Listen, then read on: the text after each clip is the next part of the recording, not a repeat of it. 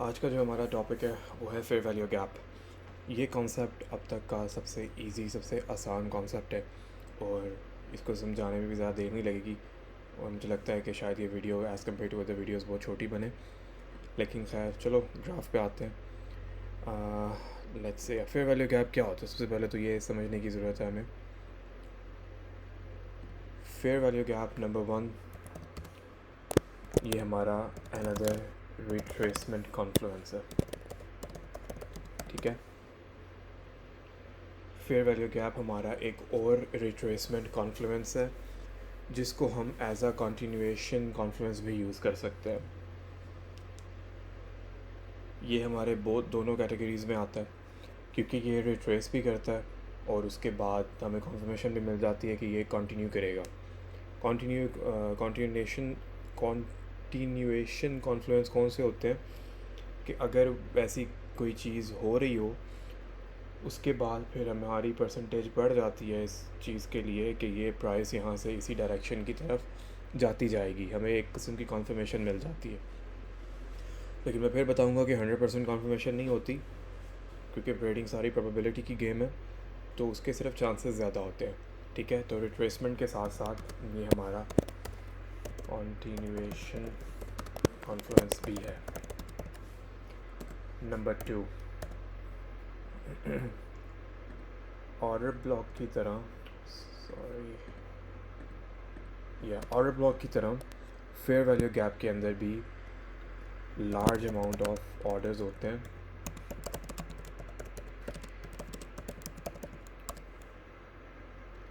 जो कि मार्केट ने अभी तक पिक नहीं किए होते, ठीक है। तो मार्केट उन्हें पिक करने के लिए वापस आती है। जैसे कि पिछली वीडियो में कॉन्सेप्ट था ऑर्डर ब्लॉक का, इसी तरह फेयर वैल्यू गैप के अंदर भी ऑर्डर्स, पेंडिंग ऑर्डर्स पड़े होते हैं जो अभी तक मार्केट ने पिक नहीं किए होते। लार्ज अमाउंट ऑफ ऑर्डर्स होते हैं, तो मार्केट उन्हें पिक करने वापस आती है। तो जैसे वापस आती है ऐसे हम क्या कहेंगे कि ये किस्म का रिट्रेसमेंट कॉन्फ्लुएंस है। उन्हें पिक करने के बाद ऑपोजिट डायरेक्शन की तरफ चल पड़ती है, तो हम उसे क्या कहेंगे, कंटिन्यूएशन कॉन्फ्लुएंस है, ठीक है। इसके अंदर ये दोनों आप इसको इन दोनों चीज़ों के लिए यूज़ कर सकते हो, ठीक है। बेसिकली यही है। अब वो हम कैसे देखेंगे, लेट्स से हमारे पास ये दो कैंडल्स हैं, इधर बनाते हैं, इधर नहीं, इधर यहाँ पे बनाते हैं। अच्छा, एक और चीज़ बल्कि मैंने इसमें ऐड करनी है कि ये 3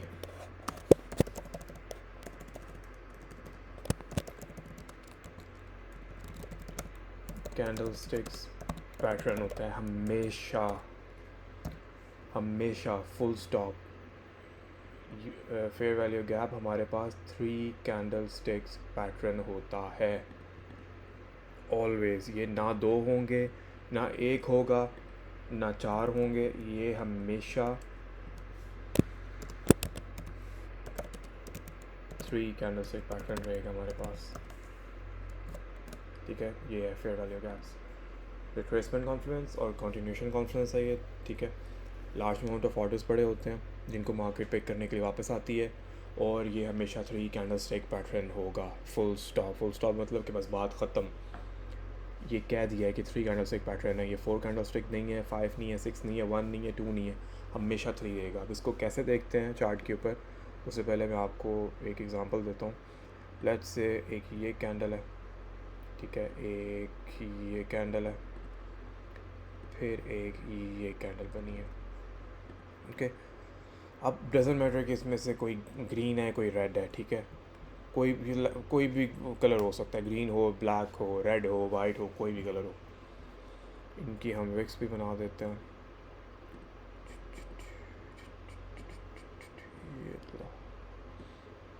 ये इसकी विक्स हो गई, ये इधर विक आ गई, ये इधर विक आ गई,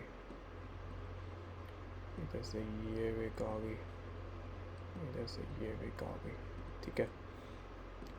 अब अगर हम इसे गौर से देखें, ये 3 कैंडल स्टिक पैटर्न है, ठीक है, 1 2 3। फेयर वैल्यू गैप क्या है, जो फर्स्ट कैंडल के हाई से लेके थर्ड कैंडल के लो तक बीच में ये जो एरिया पड़ा हुआ है ना पेंडिंग, ये जो एरिया है खाली जहाँ पे विक्स भी नहीं आई, ठीक है, इतने एरिया में यहाँ पे ये विक भी नहीं आई, यहाँ पे ये विक भी नहीं आई, ये हमारा फेयर वैल्यू गैप है। यहाँ पे ऑर्डर्स पड़े हुए हैं अभी लार्ज अमाउंट में, जो कि मार्केट कभी भी किसी भी पॉइंट पे वापस आएगी, उन्हें पिक करेगी। जैसे यहाँ पे वापस आई, ऑर्डर फिल किए और यहाँ से वापस चली गई, ठीक है। ज़रूरी नहीं है वापस जाए, वो एक अलग कॉन्सेप्ट है कि जब वापस नहीं जाती, वो उसको मैं नेक्स्ट वीडियो में बताऊँगा।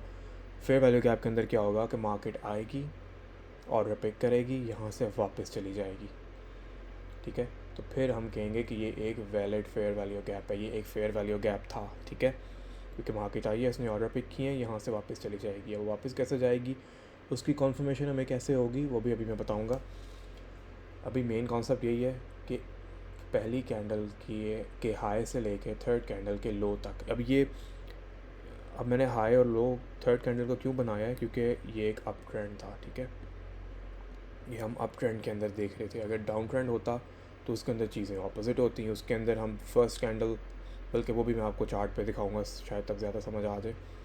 ये एक अप ट्रेंड था हमारे पास, ठीक है, जिसके अंदर फर्स्ट कैंडल के हाई से लेके थर्ड कैंडल के लो तक बीच में स्पेस थी, जहाँ पे ना इसकी वीक आई ना इसकी वीक आई। तो यहाँ पे ऑर्डर्स पेंडिंग पड़े हुए थे। जो मार्केट ने क्या किया, प्राइस एक्शन ऊपर गया, नीचे आया, ऑर्डर फिल किए और यहाँ से वापस चला गया। यहाँ पे हम एंटर होते हैं ट्रेड में, लेकिन हर फेयर वैल्यू गैप पे एंटर नहीं होना। बात फिर वही है कि जब सारे कॉन्फ्लुएंसेस आहिस्ता आहिस्ता साथ मिलते हैं तो फिर हमारी पूरी एक ट्रेडिंग स्ट्रेटजी तैयार होती है। हम फिर उस पर ट्रेड करेंगे। एक फेयर वैल्यू गैप नज़र आ जाए, उस पर रिट्रेस हुआ है और मार्केट ऊपर चली गई है, नोप, वो एक चीज़ को देख के आपने ट्रेड नहीं करना, ठीक है। तो जो ये सेक्शन होगा, इसको मैं कैसे मार्क करता हूँ, मैं रेक्टेंगल यूज़ करता हूँ। इसकी विक से लेके फर्स्ट कैंडल की हाई विक से लेके थर्ड कैंडल की लो विक तक, ये लो, ठीक है। ये जो एरिया होगा ना मेरा, ये मेरा फेयर वैल्यू गैप होगा। इसको यहाँ से रिमूव करते हैं। तो क्या होता है, कैंडल प्राइस ऊपर जाती है, वापस आती है, रिट्रेस करती है, ऊपर चली जाती है। अब रिट्रेसमेंट क्या है कि जब प्राइस वापस आए यहाँ पे, तो जो वो कैंडल्स यहाँ पे बने वो इसी एरिया के अंदर अंदर क्लोज़ हों, ठीक है। जहाँ पे ये इसकी टॉप थी ना, जो मैंने रेक्टेंगल बना लिया, आप भी इसको ऐसे ही मार्क कर लेना, वो इसी एरिया के अंदर अंदर क्लोज़ होनी चाहिए। मतलब उसकी विक भी बन सकती है, वो आए यहाँ पे विक बनाए और ऊपर चली जाए, वो भी वैलिड है। वो आए यहाँ पे क्लोज़ हुए तब भी ऊपर चली जाए, वो भी वैलिड है। लेकिन इससे नीचे नहीं होना चाहिए क्लोज़। इससे नीचे विक आ सकती है, ठीक है। जो उसकी विक है कैंडल की, वो यहाँ से यहाँ तक आ सकती है, पूरी नीचे तक आ सकती है। क्योंकि यहाँ पे ऑर्डर ब्लॉक भी तो होगा। जब मैं अपने कॉन्फ्लुएंसेस इकट्ठे साथ मिलाऊंगा तो यहाँ पे एक ऑर्डर ब्लॉक भी होगा, ऑर्डर ब्लॉक को भी रिट्रेस करने जा सकता है, ठीक है। लेकिन वो कभी भी इसके नीचे कैंडल क्लोज़ नहीं करेगा। कैंडल हमेशा इसके यहाँ तक क्लोज़ होगी, इससे नीचे क्लोज़ नहीं होनी चाहिए।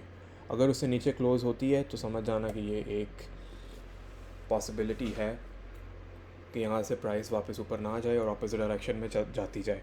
लेकिन अभी फिर मैं बता रहा हूँ कि वो एक अलग कॉन्सेप्ट है, उस पर अलग वीडियो बनाऊँगा। इसको उसके साथ मिक्स नहीं करना।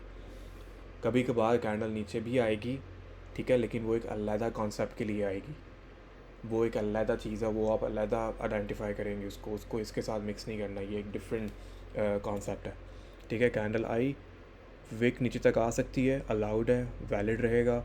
लेकिन जो उसका क्लोजर है, जो कैंडल ने क्लोज़ होना है, वो फेयर वैल्यू गैप से ऊपर ही, मतलब फेयर वैल्यू गैप के अंदर आए, इसके ऑपोजिट ना जाए, ऑपोजिट जाए लेकिन वहाँ पे क्लोज़ ना हो। यहाँ तक क्लोज़ हो सकती है, ऐसे ऊपर क्लोज़ हो सकती है, जहाँ उसका दिल करे क्लोज़ हो, दूसरी डायरेक्शन में क्लोज़ ना हो, ठीक है। तो बुलिश, बीच में स्पेस मिली, हाई से लेके लो तक हमने उसको मार्क किया, ये फेयर वैल्यू गैप था। प्राइस ऊपर गई, वापस आई, रिट्रेस किया, विक यहाँ तक बनी, डजंट मैटर, लेकिन क्लोज़ हमारे ऊपर ही हुई है फेयर वैल्यू गैप से। तो प्राइस वहाँ से वापस चली गई। यहाँ पे हम ट्रेड के अंदर एंटर हो गए। जैसे ही प्राइस जैसे ही जो कैंडल थी इसके बाहर क्लोज़ हुई है ना, हम वहाँ पे एंटर हो गए और बूम, प्रॉफिट, ठीक है। ये एग्जांपल है। चलो अब इसको चार्ट पे देख लेते हैं। इस तरह की हज़ारों एग्जांपल्स नज़र आएंगी हर टाइम फ्रेम पे। अभी मैं 4 आवर वाला यूज़ कर रहा हूँ। मैं क्यों कर रहा हूँ ये बस कोई रीज़न नहीं है, मैं और भी किसी पे जा सकता हूँ, बस वैसे ही कर रहा हूँ। ठीक है, अब हज़ारों एग्जांपल्स नज़र आएंगी, इतने से पार्ट के अंदर ही देख लेते हैं। एक ये फेयर वैल्यू गैप नज़र आ गया। ठीक है, इस वीक से लेके इस वीक तक। ठीक है, इस वीक से लेके इस वीक तक। थोड़ा और जूम इन कर लेते हैं। ये लो, इस वीक से लेके इस वीक तक ये फेयर वैल्यू गैप था। ठीक है, ये जो एरिया है ना, यहाँ पे ऑर्डर्स पड़े हुए हैं जो कभी भी मार्केट नीचे आके पिक कर सकती है। कभी भी, इससे मुराद है इतना देर भी नहीं लगाएगी। कभी कभी वो ज़रूरी नहीं है कि आके करे। हमारा तो यही काम है ना, हमने अपने डॉट्स मिलाने हैं। ठीक है, कि जब वो पिक कर लिया तो मतलब ये फेयर वैल्यू गैप है। फिर हम देखेंगे कि यहाँ से प्राइस उसके ऊपर क्लोज़ होती है या उसके ऑपोजिट जाती है। अगर उसके बाहर वापस आके क्लोज़ होता है कोई कैंडल तो मतलब वो वैलिड फेयर वैल्यू गैप था। ठीक है, हमने उन चीज़ों को देखना है। फेयर वैल्यू गैप तो हर जगह नज़र आएंगे, लेकिन सारे फेयर वैल्यू गैप ट्रेड करने वाले नहीं होंगे। ठीक है, जैसे अब ये था, ये अभी तक ट्रेड करने वाला नहीं है, अभी इस पर कोई सेंस नहीं बन रही। सिर्फ ये हमने ये आइडेंटिफाई किया है कि हाँ भाई यहाँ पे फेयर वैल्यू गैप है। यही काम है आपका, आपने अभी सिर्फ यही देखने के कहाँ पे। अब ये देखो, ये ना एक परफेक्ट प्रॉपर ट्रेड नज़र आ रही है यहाँ पे, ये वाली। लेकिन चलो मैं बताता हूँ। प्राइस नीचे गई, डाउन ट्रेंड था, लिक्विडिटी स्वीप। ठीक है, मैसिव मूव डाउन, उसके बाद मैसिव मूव अप, लेकिन अभी यहाँ ब्रेक ऑफ स्ट्रक्चर नहीं हुआ। फेयर वैल्यू गैप नज़र आता है यहाँ पे, ये देखो, ये एक फेयर वैल्यू गैप है इधर भी। ये इस कैंडल की विक से लेके इस कैंडल की विक तक। तो एक वैलिड फेयर वैल्यू गैप कैसे था, यहाँ पे देखो, कोई भी जो कैंडल है वो इसके बाहर क्लोज़ नहीं हुई। उनकी विक जा सकती हैं बाहर, हमने देखना है कि उसके बाहर क्लोज़ ना हो। वो उसके अंदर आया, रिट्रेस हुए ऑर्डर्स और बूम वापस ऊपर चलेगी। ये हमारा टेक प्रॉफिट 1 हिट हो गया, टेक प्रॉफिट 2 हिट हो गया। Let's see, take profit 3 hit हुआ है। ओ यस, टेक प्रॉफिट 3, 4, और पॉसिबिलिटी है कि यहाँ से ये 5 तक भी जाए।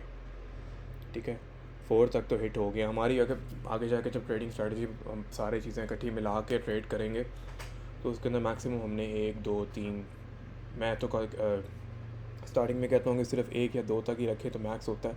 ठीक है, अपना प्रॉफिट लिया और बाहर। लेकिन ये देखो, प्राइस नीचे आई, लिक्विडिटी स्वीप, हमें ब्रेक ऑफ स्ट्रक्चर नहीं नज़र आता, लेकिन शायद स्मॉलर टाइम फ्रेम पे नज़र आए। तो वो सारी जो ये टॉपिक है ना, टॉपिक से हट जाएंगे, उसके लिए अलग वीडियो बनेगी। स्ट्रैटेजी को सब सारी चीज़ें जब इकट्ठी मिलाएंगे, लेकिन अभी सिर्फ फेयर वैल्यू गैप हमने आइडेंटिफाई करने हैं।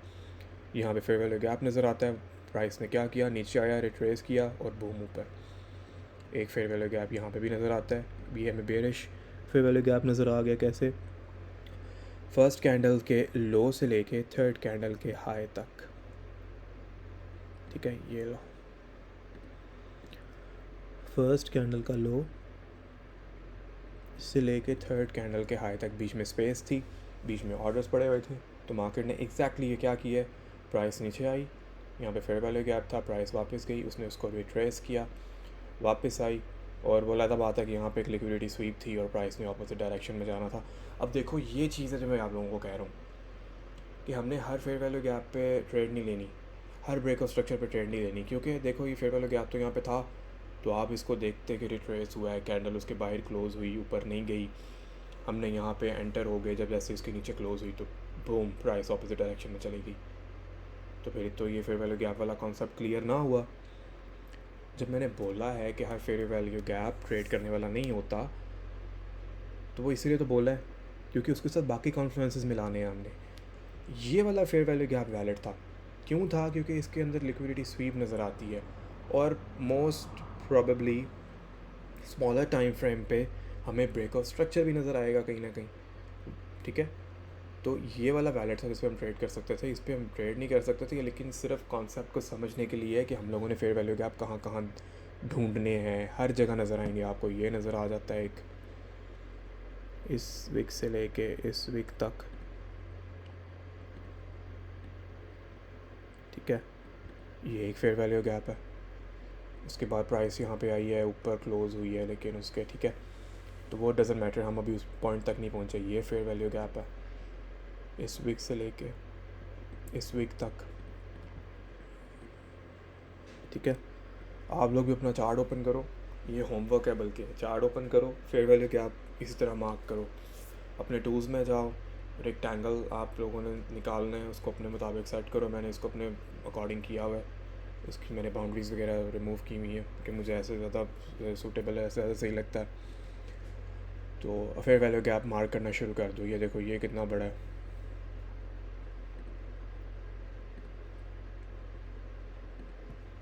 यहाँ से लेके यहाँ तक, ये एक फेयर वैल्यू गैप नज़र आ गया, ठीक है। इसके बाद ये है फेयर वैल्यू गैप, हर जगह नज़र आएंगे आपको।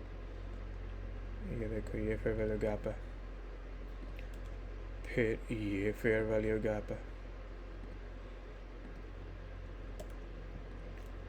इसी तरह आप लोग अपना चार्ट ओपन करो और बस बैठ के इनको देखते जाओ, ढूंढो इनको कहाँ है।